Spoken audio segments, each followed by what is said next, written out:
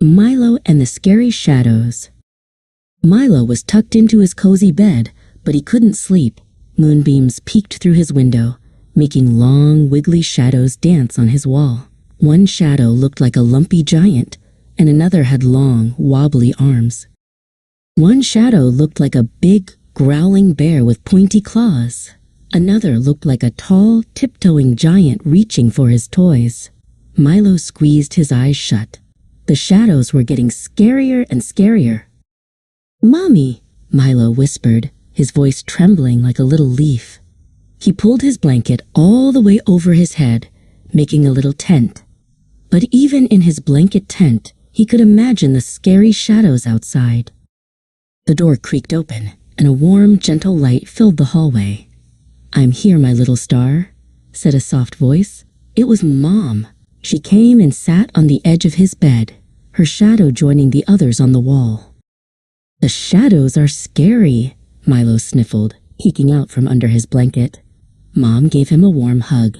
"I know they can seem spooky," she said, "but shadows are just playing a game. Let's see who's really there."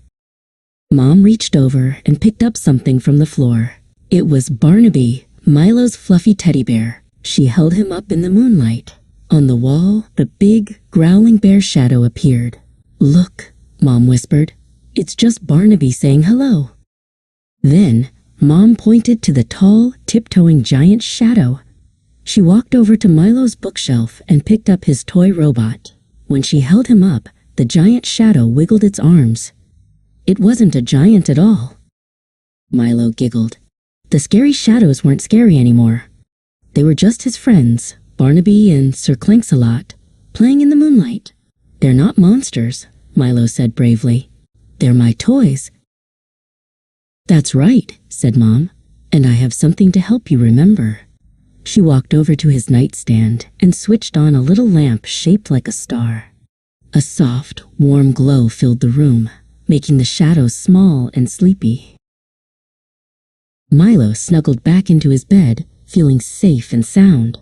The star lamp glowed brightly, and the shadows were just quiet, sleepy shapes. He wasn't scared anymore. Milo closed his eyes and drifted off to dreamland.